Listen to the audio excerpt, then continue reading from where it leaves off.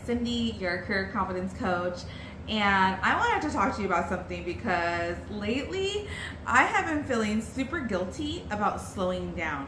And I think as being a first-gen professional, I want to be honest about this hustle cultura that we often find ourselves in, where we gain so much career success and accomplishments when we chase our dreams.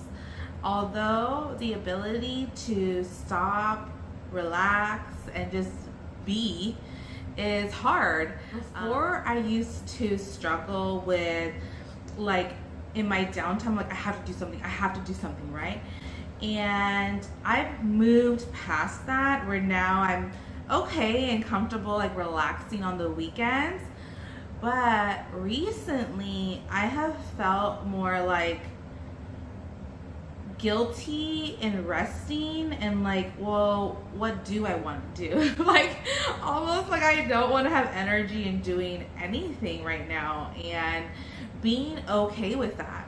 I think it's harder even being a career and confidence coach because I have to be there for others, but sometimes I'm like, oh, I just want to be right now. Like, I don't want to create content or anything like that. But in reality, I'm facing something that a lot of first-gen professionals feel when slowing down. And it's not necessarily content, but we need to be able to talk about these things where it's like, slowing down is okay. You shouldn't feel guilty I should not feel guilty for slowing down. But then even having the energy to get back up and do things, I'm just kind of like reevaluating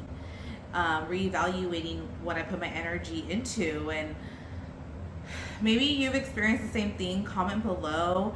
But I just think there's this continuous cycle of growing where some things that we were previously okay with are no longer meeting our same expectations and fulfilling us in the same way, and really being able to analyze what I put my energy into and what do I want to do. You know, I think lately when I'm talking about just being, right, like just being in my being, I'm also right now struggling and finding, well, what is it that I naturally like to do without doing it for someone else? You know, like, I've built career confident head, and that's something I naturally love to do. I'm creative, but then again, it's doing something for someone else, right?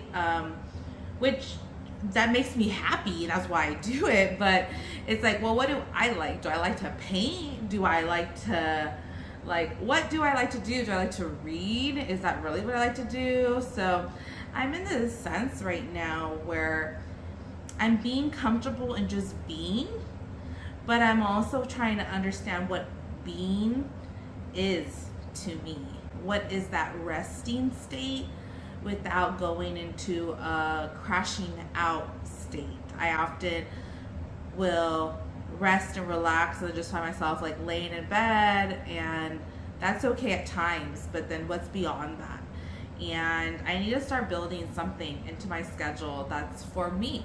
So that's the journey I'm on, and that's what I'm going to be focusing on this summer, is just doing more things for me. I was excited last week or a couple weeks ago. There's where you can go online. It's called Resort Pass, and you can like look up hotels. They have it all over, and you can look up hotels and do like a day pass at their pools. And I did that because I live like in a sunny area and it's touristy, but I'm like, why don't I do that? Like, that would be cool. So I did that, and I'm trying to just do more things. So if you have any suggestions, like, give it to me. But I also don't want to overwhelm myself with the process, because it's also being, right? It's not like overdoing.